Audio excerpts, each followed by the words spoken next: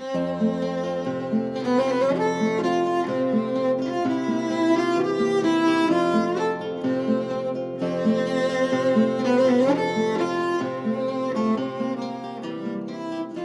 Schö und das Biest.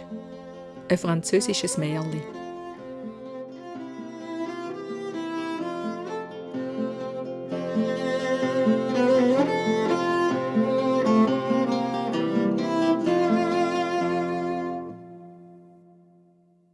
Es war einmal ein reicher Handelsmann, der 3 Töchter hatte. 2 von ihnen haben recht hübsch ausgesehen. Die dritte aber war wunderschön. Man hat ihr darum auch nichts anderes gesagt als die Schö. Der Vater hat gewünscht, dass seine Töchter etwas lernen sollen. Das Geld für ihre Bildung hat er nicht gerauen. Aber nur die Jüngste hat das Lernen ernst genommen und mit der Schule etwas anfangen. Die beiden anderen sind eingebildet und hochmütig und vor allem eifersüchtig auf die Schönheit von ihrer Schwester. Einmal ein Buch lesen oder Musik hören ist für sie nicht in Frage gekommen. Sie hatten nur das Festen im Kopf, mit Tanz und Hurra. Sie haben gehofft, auf dem Weg bald einen vornehmen Bräutigam zu finden, einen, der reich und nobel ist. Die kleine Schwester haben sie belächelt und haben sie für dumm angeschaut, weil sie lieber daheim geblieben ist, wo sie gelesen oder musiziert hat. Öppe die ist ein junger Mann bei ihnen vorbeigekommen, weil er ein nettes Mädchen gesucht hat zum Heiraten. Aber die hochnäsigen Schwestern haben einmal nur verächtlich gelacht. Für sie ist nur ein Herzog in Frage gekommen oder mindestens ein Graf.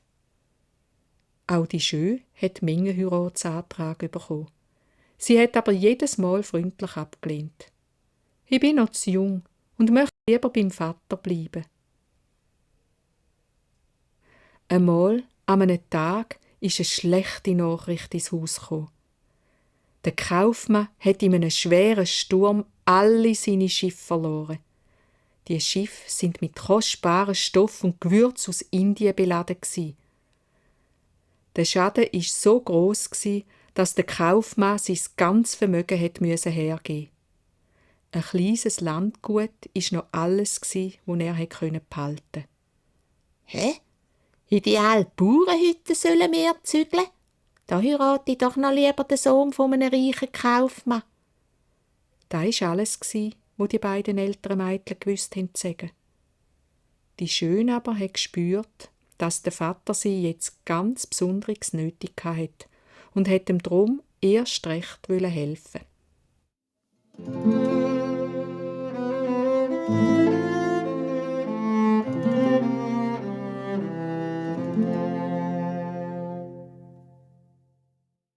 An einem eisigen Wintertag sind dann die 2 allein in dem ärmlichen Landhaus eingezogen.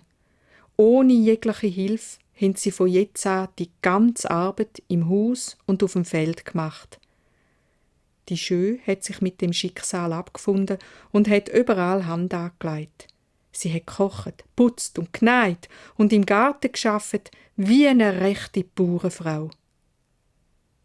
Ihre beiden Schwestern, wo halt doch keinen reichen Mann gefunden haben, sind wohl oder übel auch auf den Hof gezogen. Aber sie sind auch jetzt noch zu vornehm gsi, zum mithelfen. Im Gegenteil, sie haben von ihrer Schwester verlangt, dass sie bedienen müsse. Den halben Morgen sind sie im Bett gelegen. Und am Nachmittag hat man es mit zufriedenen Gesichtern gesehen flanieren. Mit der Zeit ist es so schlimm geworden, dass sie angefangen haben zu streiten. Wer ist die Schuld daran, dass wir in dieser Einnöte leben müssen und dass wir zu keinem Fest mehr gehen können? So ist ein ganzes langes Jahr vergangen. Das Leben war schwer.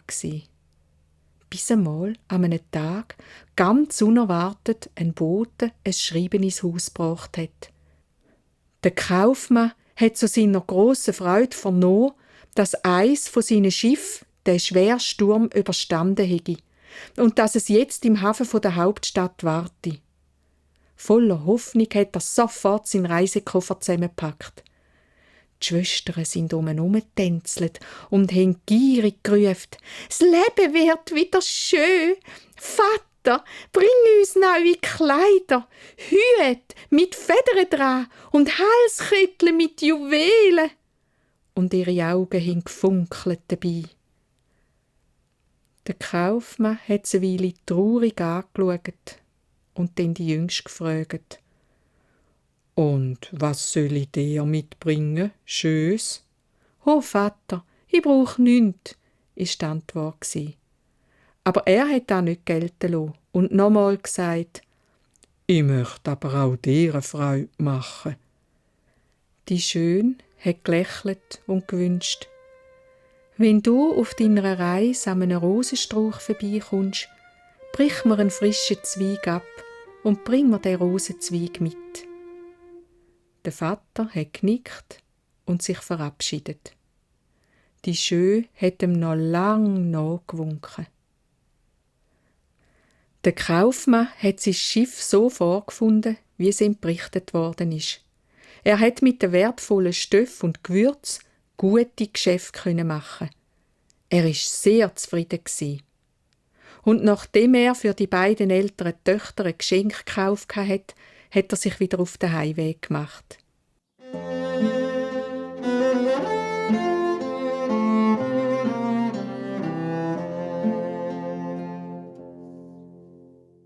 Die Freude aufs Heimkommen und die Freude aufs Wiedersehen mit seiner Familie war riesengroß. Darum hat er sein Ross auf die Kürzerstrasse gelenkt, wo dafür viel holpriger war. Gar nicht mehr weit von seinem Haus weg, in einem dunklen Wald, hat er plötzlich nicht mehr gewusst, wo es durchgeht. «Da ist ja unheimlich», hat er gemurmelt. «Es ist Nacht, dunkel, rundum. Und da hat nicht ein Wolf gehüllt?» Auf das Mal schimmert ein Lichtschein durch die Bäume durch. Er ist mit seinem Ross darauf zugegangen. Das heisst, sie sind mehr gestolpert als gelaufen. Dann sind sie vor einem hell beleuchteten Schloss gestanden. «Bin ich froh, da lässt man mich sicher übernachten.» Der Kaufmann hat ohne weiteres ins Schloss hinein können. Das Tor war weit offen und Wachen sind keine davor gestanden. Auch drinnen hat er keinen einzigen Menschen angetroffen. In einem schönen Saal ist ein Tisch gestanden mit einem feinen Nachtessen drauf und im Zimmer nebendran hat er ein frisch gemachtes Bett gesehen. Unser Gast war so müde, dass er nicht mehr viel essen musste. Er ist bald schlafen. Auch am anderen Tag ist im Schloss alles menschenleer geblieben. «Ja nu, so gang ich halt weiter, ohne Danke zu sagen. Ja, wenn niemand dumm ist.» Als er dann im Schlossgarten an einem wunderschönen Rosenbäumli vorbeigekommen ist, hat er an den Wunsch von seinem jüngsten Töchterli gedacht. Er hat sich den üppigsten Zweig ausgesucht und ein Haseli abgebrochen. In dem Moment ist ein höllischer Lärm losgegangen und aus dem Rosenbusch ist so ein grässliches Biest auf ihn zugekommen, dass er fast ohnmächtig geworden wäre. «Wer hat dir erlaubt, meine Rosen zu plündern?» hat es mit einer heiseren Menschenstimme tobet. «Ist das der Dank, dass ich dich in meinem Schloss aufgenommen habe? Da musst du mir mit deinem Leben büssen.» Der Kaufmann ist auf die Knie gefallen und hat bettelt: «Bitte, lass mir mein Leben. Ich wollte dich nicht berauben.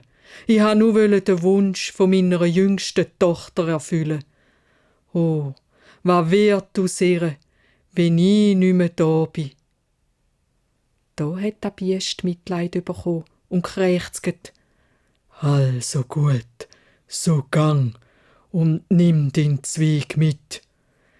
Du musst mir aber versprechen, dass ich da darf haben, wo dich daheim als erstes begrüßt.»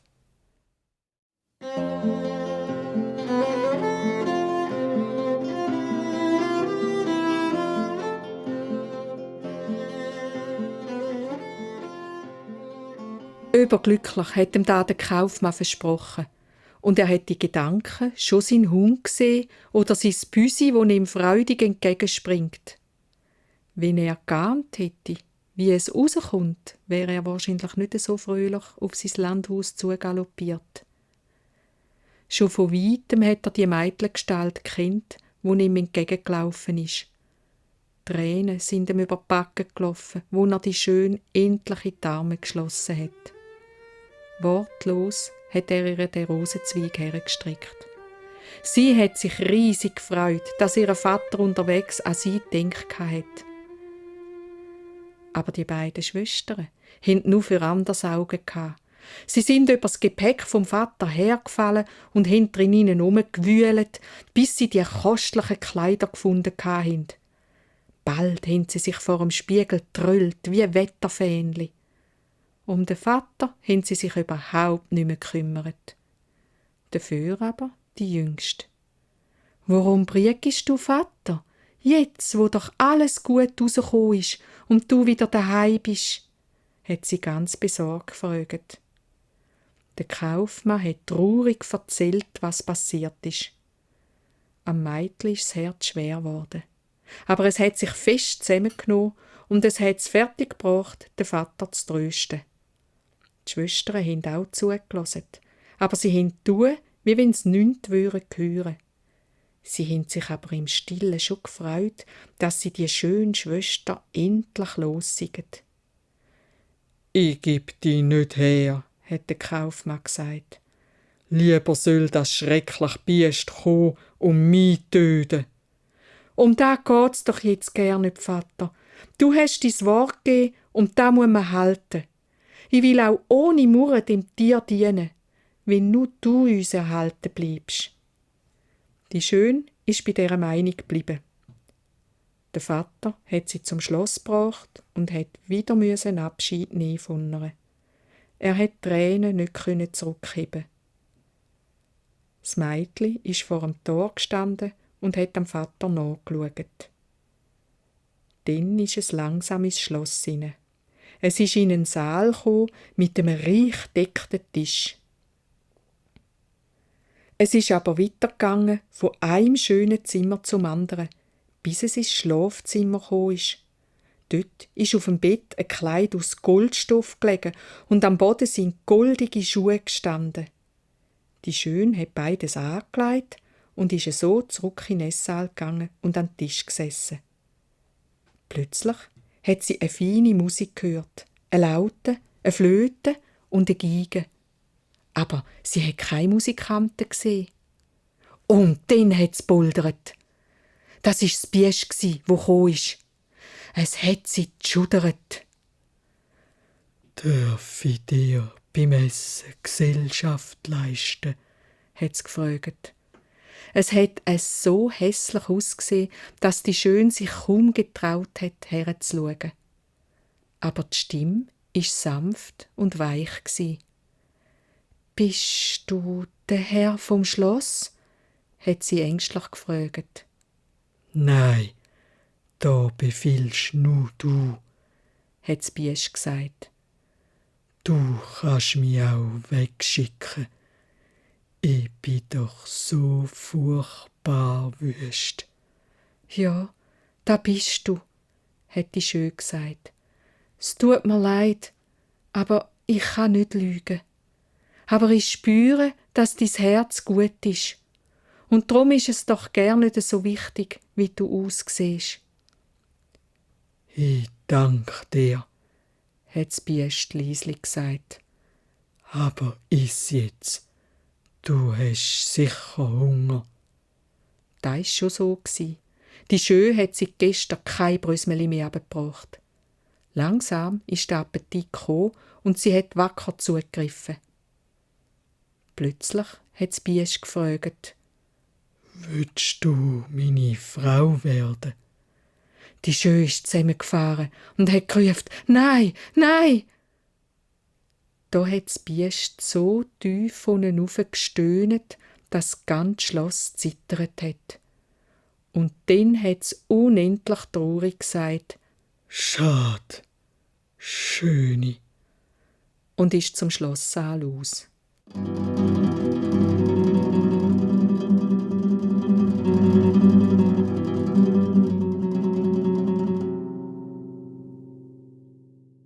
Die Schö hat jetzt schon ein Zeitchen auf dem Schloss gewohnt. Sie hat nicht schlecht gelebt. Im Garten voller Blumen haben die Pfauen ein Rad geschlagen. Im Schlossteich sind Goldfische geschwommen und die Seerosen haben sich im Wasser gespiegelt.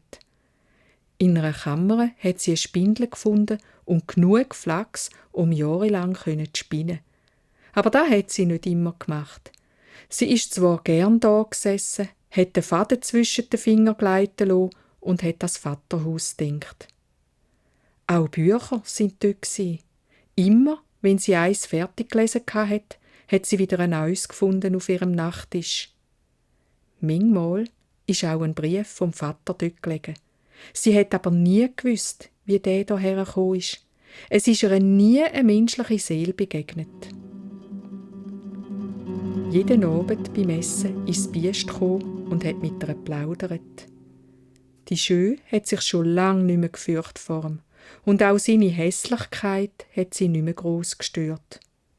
Nur etwas hat sie gequält. Das Biest hat sie jeden Abend gefragt, ob sie seine Frau werden will. Und jedes Mal ist es so traurig geworden, wenn sie gesagt hat, nein. Einmal, an einem Abend aber, hat das Biest bettelt. Versprich mir wenigstens, dass du mich nie wirst verlassen, dass du immer bei mir bleibst. Die Schöne ist verschrocken. Genau an dem Tag ist sie nämlich stundenlang am See im Schlossgarten gelegen und hat an Vater gedacht. Sie hat sich Sorgen gemacht. Ich würde ja so gern Ja sagen, hat sie zum Biest gesagt. Aber gerade heute habe ich ein Schreiben bekommen vom Vater. Er ist krank und allein. Lass mich doch nur noch einmal für ein paar Tage heim zu ihm. Dann will ich gern für immer bei dir bleiben. Das Biest hat geseufzt. Du kommst nie mehr zurück, wenn ich dich jetzt gehen lasse. Und ich sterbe da vor Trauer. Aber lieber möchte ich tot sein, als dass du leiden müsstest. In einer Woche komme ich ganz bestimmt wieder zurück. Ich versprich das. Lass mich meinen Vater nur noch einmal besuchen. Und dann sage ich ihm für immer Adieu. Das Biest hat sie an die Hand genommen und in den Garten geführt.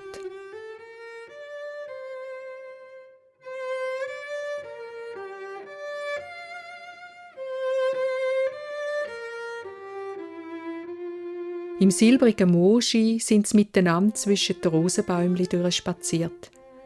Beide haben geschwiegen. Nur die Nachtigall hat im Busch gesungen. So sind sie bis zum Schlossteich gekommen. Dort ist eine kostbare Truhe gestanden. Da, in dieser Truhe findest du alles, was du daheim brauchst. Geschenk für deine Schwestern und Kleider für dich, hat das Biest gesagt. Und da ist mein Ring. Nimm ihn. Ich glaube nicht, dass ich dich noch einmal sehe. Wenn du aber doch zu mir zurückkommen willst, so liegen vor dem Schlafen gehen auf deinen Nachttisch. In dem Augenblick ist die Schö tief eingeschlafen. Wo sie wieder verwacht ist sie auf der Wiese vor dem Vater seinem Haus gelegen, die kostbare Truhe neben sich. Und jetzt hat sie den Vater gesehen zur Tür rauskommen. Schnell ist sie aufgestanden und zu ihm hergesprungen. Er hat es kaum fassen, dass sein Töchterli heimgekommen ist. Sofort hat er einen Knecht zu den beiden Schwestern in die Stadt geschickt.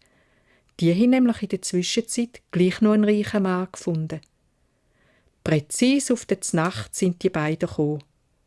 Aber sie haben sich nicht recht gefreut über das Wiedersehen. Im Gegenteil, neidisch sind sie geworden und eifersüchtig, wo sie die herrlichen Kleider der jüngsten Schwester gesehen haben. Sie hat erzählt vom Leben auf dem Schloss, vom Teich, vom Rosengarten und von den vielen guten Gesprächen mit dem Biest. Es sei gut Sonne, hat sie berichtet. Sie hätte ihm versprochen, nach einer Woche zurückzukehren. Und dann will sie für immer bei ihm bleiben. Die beiden Schwestern haben einander heimlich zuzwinkert. Nach dem feinen Essen haben sie vorgegeben, sie wollen ein Spaziergängli machen. So haben sie beim fahlen Mondschein einen bösen Plan ausgeheckt. Das ist eine gute Gelegenheit, hat die eingeflüstert. dass wir die Schönen um ihren Reichtum bringen können. Genau. Wir müssen nur schauen, dass wir sie länger da behalten können, hat die andere gemeint. Dann wird das Biest wütig und tut ihr etwas an, weil sie ihr Versprechen nicht gehalten hat. Dann sind wir sie los, für immer, und ihre wertvollen Sachen gehören uns. Zufrieden sind sie zurück in die Stube und haben so getan, wie wenn sie die Schön über alles gern hätten. Sie war glücklich. Einzig der Gedanke hat sie geplagt, dass sie sich von ihrer Familie für immer hätte verabschieden sollen. Auch der Vater ist mit jedem Tag stiller geworden. Die Zeit ist viel zu schnell vorbeigegangen. Die Jüngste hätte zurück. Die Schwestern haben ganz verzweifelt getan. Der Vater hat die Tochter angefleht. «Bleib doch noch, nur ein paar Tage.» «Gut», hat sie schliesslich nachgegeben. «Ich bleibe noch mal 7 Tage. Ich hoffe ja so, dass der gutherzige Biest Verständnis hat und mir's nicht übel nimmt.» Aber sie hat immer daran denken, wie allein und verlassen, dass es jetzt auf dem Schloss sei. Nacht hat sie von ihm geträumt. In der 3. Nacht hat sie im Traum gesehen, wie es regungslos im Schlosspark gelegen ist. Es hätte so traurig ausgesehen, dass die Schön mit Tränen verwacht ist. «Ich darf dich nicht unglücklich machen, liebes Biest. Was kannst denn du dafür, dass du so unansehnlich bist? Bitte, vergib mir meine Undankbarkeit. Dein Herz ist gut, und das ist mehr wert als alles andere. Warum sollte ich eigentlich nicht deine Frau werden?» Schnell hat sie den Ring aufs Nachttischli gelegt. In dem Augenblick ist sie in einen tiefen Schlaf gesunken. Wo sie verwacht ist sie wieder im Schloss gsi. Nie hat sich etwas bewegt. Voller Angst ist sie in den Garten gerannt, das Biest zu suchen. Dort, am Teich, hat sie es gefunden. Es ist wie tot im Rasen gelegen.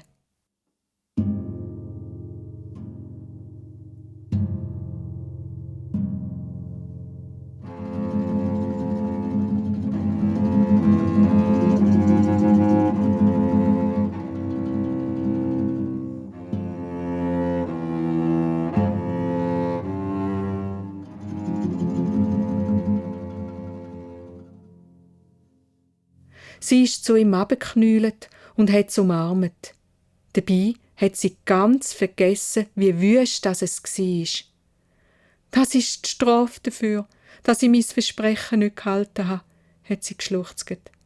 «Dafür muss ich jetzt das verlieren, wo mir neben dem Vater das Liebste ist auf der Erde.»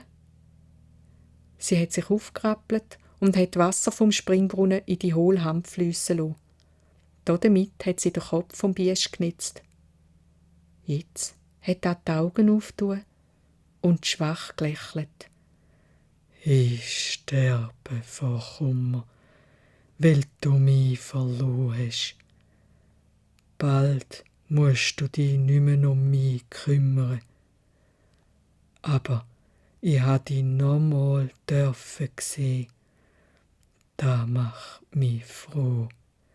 Die Schön hat das Tier an den Schultern gepackt und leicht geschüttelt. «Du darfst nicht sterben. Was wäre ich ohne dich? Ich habe es bis jetzt nicht gewusst, aber ich habe dich so lieb. Ich möchte deine Frau werden.» Die Stimme hat der Schöne versagt und Tränen hinter den Augen verschleiert. So hat sie gar nicht gemerkt, dass das Biest plötzlich verschwunden ist. Da streicht ihr jemand über die Haare und sagt: «Komm, es ist alles gut. Willst du immer noch meine Frau werden?» Die Schöne schaut auf ins strahlende Gesicht von einem jungen Mann. «Und das Biest?» fragen sie. «Wo ist das Biest?» «Das Biest bin ich gsi. Eine Hex hat mich in das hässliche Ungeheuer verwandelt. Und ich musste so lange in dieser Gestalt leben, bis ein Mädchen käme, wo mich so heiraten will, wie ich gsi bin. Und es ist gekommen, das Mädchen. Du, Schöne. Als Einzige bedeutet dir ein gutes Herz mehr als ein hübsches Gesicht oder ein Königreich. Ich bin der Prinz von dem Schloss, wo du jetzt schon so lang drauf wohnst. Und jetzt sag, willst du immer noch meine Frau werden?» Wortlos ist ihm die Schöne in die Arme gesunken. Der Prinz hat sie an die Hand genommen und hat sie ins Schloss geführt. Da war jetzt nicht mehr menschenleer. Überall sind Diener am Werken. Und im grossen Saal hat sie endlich die 3 Musikanten gesehen, wo sie bis jetzt nur gehört hat. Der eine mit den Lauten, der andere mit der Flöte und der dritte mit der Geige. Hofdamen haben mit ihren Kavalieren zu dieser festlichen Musik getanzt.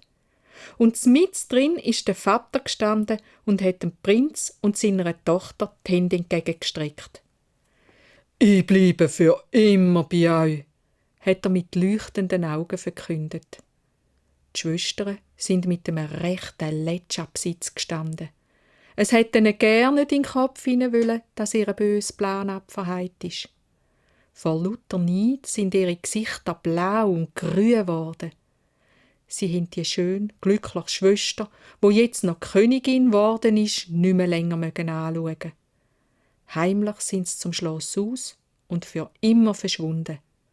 Niemand hat je wieder etwas gesehen oder gehört von ihnen.